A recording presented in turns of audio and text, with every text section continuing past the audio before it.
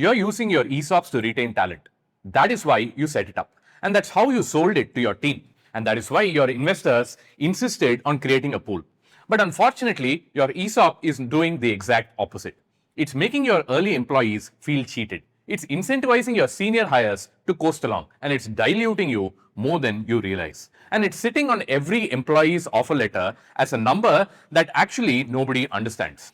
Most founders make the same 5 mistakes, and each one quietly turns your ESOP pool from a retention tool to a source of resentment. In this video, I'll walk you through all 5 mistakes and exactly how to fix each one. My name is Kishore Dasaka, and I run a fractional CFO firm for startups. And here's the pattern that I see in most startups. Number 1, granting ESOPs too late. A founder hires their first engineer. They tell them, you'll get ESOPs and we'll set it up soon. Now 6 months passes, a year passes, and the company raises a seed round. The valuation almost doubles. Now they finally get around to setting up the ESOP pool. They grant the engineer the options at the new fair market value. The engineer's upside has already shrunk by half even before they started vesting. We've seen cases where the gap is even worse. The engineer joins at a 10 crore rupee valuation. The ESOPs granted 18 months later at a 50 crore valuation. Now that is 80% of the upside that is gone. And the employee knows they feel cheated because they were, not intentionally, but the result is the same. The fix is simple. Set up your ESOP pool before the first institutional round. Grant ESOPs to early employees within the first 90 days of joining. Not eventually, not when it becomes convenient, but within 90 days. Now, that single discipline changes how your earliest hire feels about the company. Mistake number 2 is time-based vesting versus milestone-based vesting. Now, here's the default in India. 4 years of vesting, 1 year cliff. Every employee on the same schedule. It is the default because that is what everyone copies from everyone else. Here's the problem with pure time-based vesting. It rewards staying. It doesn't reward contributions. So an engineer who shows up and does the minimum work vests at the same rate as the one who's actually moving the company forward. And for senior hires, it is even worse. A VP joins, they get a 1% grant, they vest through their 1 year cliff, and then they coast along. Or worse, they leave with significant vested equity, having delivered nothing meaningful during their tenure. You've now diluted yourself for someone who didn't really earn it. There's another option most founders don't even consider, and this is called milestone-based vesting. Time vesting to tangible outcomes. A product launch, a revenue target, a customer retention number, specific deliverables that matter to the business. The grant only vests when the milestone is hit. This works especially well for senior hires and for founders bringing in late co-founders or key leaders. You don't have to choose one or the other. You can actually mix both. Half the grant on time-based vesting and half tied to specific milestones. It aligns the equity with the actual value that the employee has created, not just pure attendance. Mistake number 3 is sizing the pool with no hiring plan. An investor asks for an ESOP pool. The founder picks a number. 10%, 12%, 15%, whatever sounds reasonable. Nobody actually does the math. Here's what happens when you size the pool by fee. If you go too small, you run out of options halfway through your Series A hiring.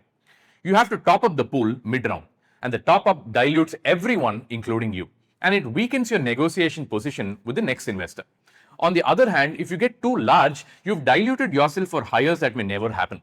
And every percentage point that you give up unnecessarily compounds through every future round. The right way of fixing this is pretty straightforward. Build your hiring plan for the next 18 to 24 months. List every role that you likely need. Engineering, product, sales, operation, senior hires, junior hires, and so on. Assign a typical equity grant for each role and add them up. Now, to that number, add a 20 to 30% buffer for unexpected hires and refresh grants. Now that is your pool size. Now you have a number that you can actually defend with your investors, with your co-founders, and most importantly, with yourself. It's not a number pulled from a spreadsheet template. It's a number tied to a tangible plan. The 4th mistake is not communicating ESOP value to employees. This is the quietest mistakes, and it kills retention more than any other scam. You make an offer, you say 0.3% ESOP, standard 4 years vest. The candidate nods along and everyone moves on.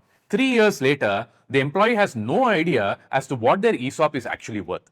They don't know their strike price. They don't know the current valuation. They don't know what that 0.3% looks like in dollar terms. And they don't know what it will look like in a possible exit. To them, ESOP is a very vague promise, not a real number. So when they get a competing offer from another company with a 30% salary hike, they probably take it. Because the salary is real and the ESOP in their head isn't. You just lost a senior employee because nobody ever made the equity feel real to them. And the fix for this doesn't require a tool. All it requires is a conversation. Build a simple calculator.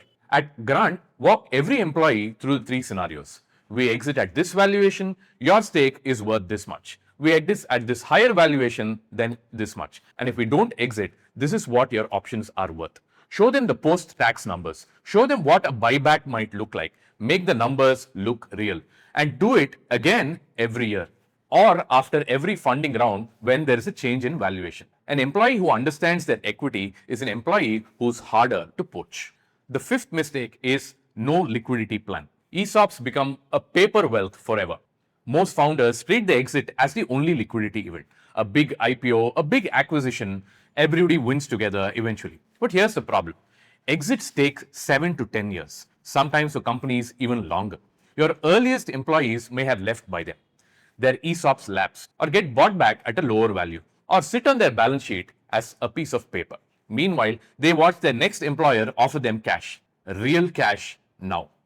And the founder who claims ESOPs retain talent wonder why their best employees keeps leaving at year 4. The founders who get this right build in some form of liquidity well before they exit. A buyback window after major funding rounds where employees can sell a portion of their vested options back to the company or as secondary shares to the incoming investors. Secondary sales during fundraisers where a slice of the round is set aside for buying back employee equity. Even a small buyback can make a difference. Razorpay famously did a 30 crore buyback on their 10th year anniversary. 3,000 employees got real money in their accounts. That wasn't generosity. That was a real retention strategy. You don't need to sometimes think that big. Even a modest buyback every 18 to 24 months signals to your team that the equity is real and the upside is real. That you're not just promising upside someday, you're delivering it, some of it now. Without a liquidity plan, your ESOP is just a promise, not a benefit. Your ESOP was supposed to retain talent. If you granted late, you cheated your earliest believers. If you used time-based vesting blindly, you rewarded the wrong people. If you sized the pool without the plan, you diluted yourself for nothing. And if you never communicated the value, you built paper wealth that doesn't motivate. And finally, if you never built liquidity into the plan, you turned the upside into a mirage. 5 mistakes, 5 fixes, all of them within your control. The ESOP is one of the most powerful tools you have to build a company with people who actually own the outcome, but only if you design it that way, not the way everyone else does it.